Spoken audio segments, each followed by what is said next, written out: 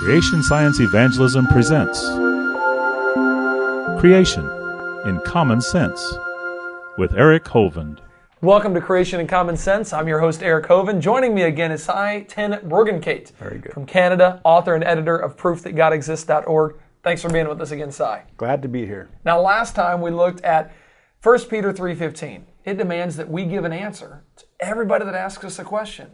That's we have right. to defend our faith. That's a lot of work. Greg Bonson, he gave this analogy. He said, can you imagine that you were going to be put into a room with a man with a gun who had an unlimited supply of bullets, and you wanted to survive in that room? Now, you could learn gymnastics, how to dodge and weave, away from every bullet in order to survive, or you could learn to take away the gun.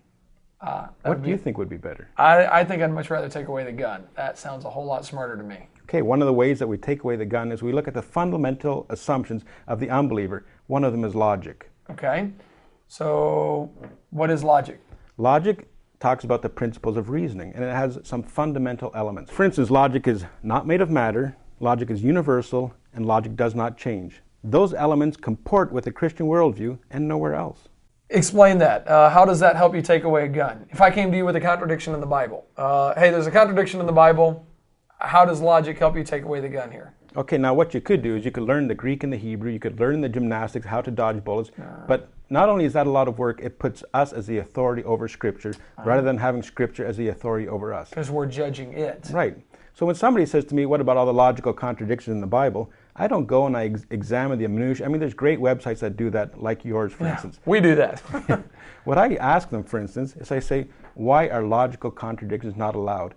I can tell them why they're not allowed according to my worldview, because logical contradictions amount to lying, and God tells us not to lie. But an atheist doesn't have that to stand on. That's right. They say that logical contradictions are not allowed because they violate the laws of logic. And I ask them, well, look at the laws of logic. They're universal, they're not made of matter, and they do not change. Interestingly enough, the God of Scripture is universal, He's not made of matter, and He does not change. Now, according to the atheistic worldview, we live in a world that's only made of matter and is constantly changing. How do you get universal laws which forbid contradictions in a worldview like that? Wow. It just doesn't happen. So when an atheist comes to the Bible and says, you can't prove the Bible because of this contradiction, they're using logic. However, logic can only be accounted for from the Bible. That's right. They can't account for it. I love it because when they come to me and say, I want evidence of such and such, well, I got to be able to point out, instead of saying, okay, let me find the evidence, say, well, hold on, evidence assumes logic. That's correct. And logic is only consistent with the God of the Bible. That's right. Or, hey, give me proof of, hold it, proof assumes logic. And logic is only consistent with the God of the Bible.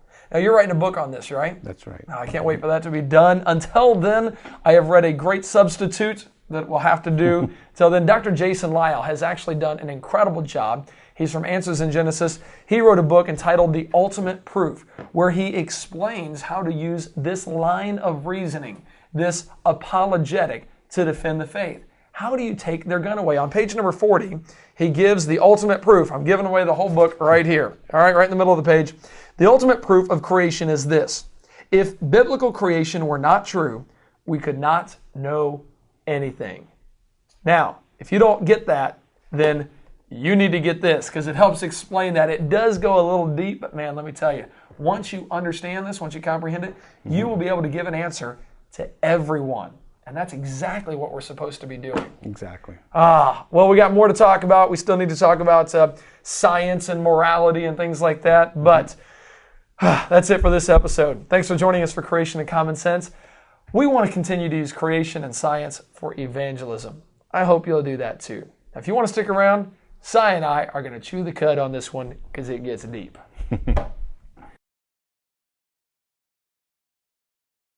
Dude, this gets really deep.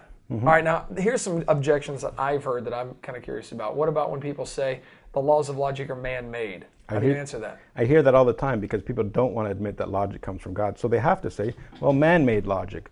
What I ask them is I say, if man-made logic, could the universe have both existed and not existed at the same time and in the same way before man showed up?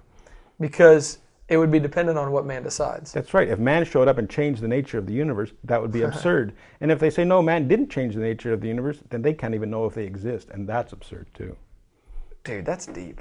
Man, so what you're saying is, okay, so when somebody says, hey, man created logic, that means man could continue to create logic. That's right. If they say that, man created logic at some point, I could get a whole bunch of Christians together and say that everything that the unbeliever says is illogical. If we get enough people to agree on it, then the majority say, atheism or unbelief is illogical. They wouldn't accept that. They would say, well, wait a minute.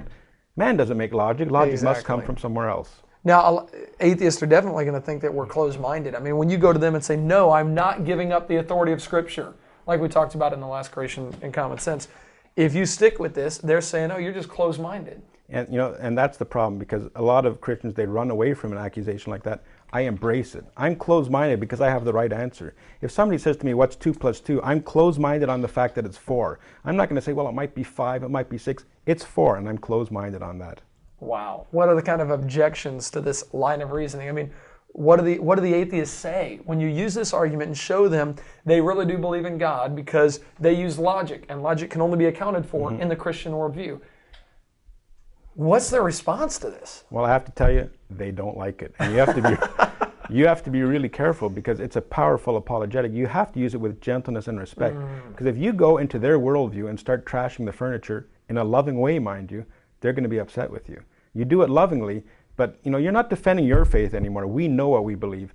We're attacking their worldview in a loving way, but it's devastating to them. It's bringing the bulldozer to the foundation. Just watch the reaction to these videos. They're not going to like it.